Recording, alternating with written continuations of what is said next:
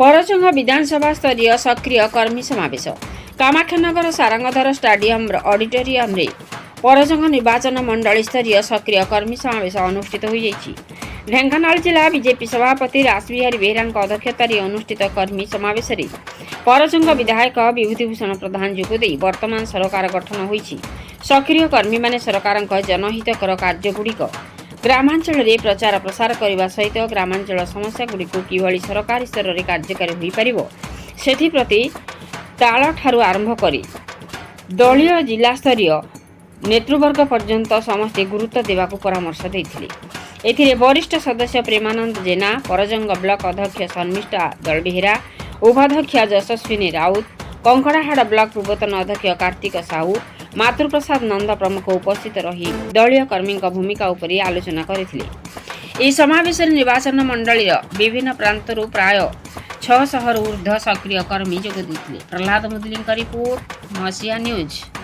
आपण Masiya news YouTube channel को subscribe कलेनी कि जदि करिनाहंती एबे करिनियंतु। एहा सह मसिया न्यूज रो फेसबुक पेज को और ट्विटर को फॉलो करंतु।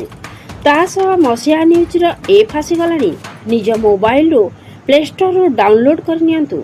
जय जगन्नाथ। सरकार फोन उठेले बेले बेले आज दिन रे इलेक्शन पूर्व जेतिक दिन आमे कथा ही पाउले फोन रे एबे टिके कमुची निहाती कमुची ता कारण कोन एबे विगत दिन जेतिक मीटिंग थिला जेतिक कार्यकर्ता हम पाखरे गहली करी बसुछुंदी 10 जन 15 जन बसिथिबे ताको सामने मु जनक संगे गपुथिबे एटा भी समीचीन होनी तेणु मोबाइल उठेबाटा टिके कम होची। ए विषयटा भी से ट्रेनिंग कैंप रे विषय थिला कार्यकर्ता को कारणरू आम ये जगह आसी एटा केबे कहीं भूली जीवनी दलटा समस्या रहिबो काली तुमे एमएलए तो ता पर दिन आउ के एमएलए होबो।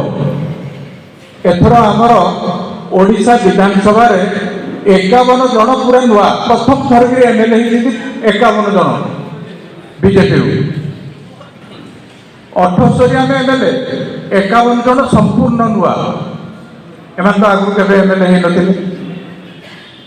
बेले बेले कौन कौन करवा दरकार सब विषय को टेक्निक भाव में आम भावुँ आम सब शिखीगले ये जो मैंने किसी ना किसी समय दौर आम कौन किसी जानी ना काली कह आमको ट्रेनिंग आम कौन जानी आमको किए ट्रेनिंग दब यहाँ मन में आसे ये अहंकार आसे जोग तुम जोग फोटोटा देखिक कही दौ ना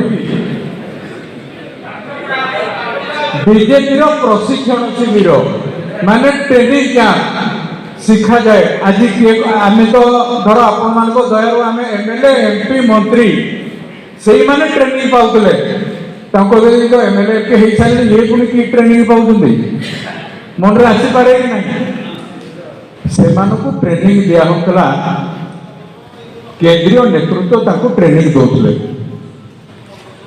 विभिन्न विषय कौन कौन विषय मुझे गोटे विषय कहूँ आज भारतीय जनता पार्टी बर्धन विधानसभा क्षेत्र सक्रिय सदस्यता सदस्य समावेश उपस्थित आमर प्रिय विधायक आम समस्त आदर विभूति भाई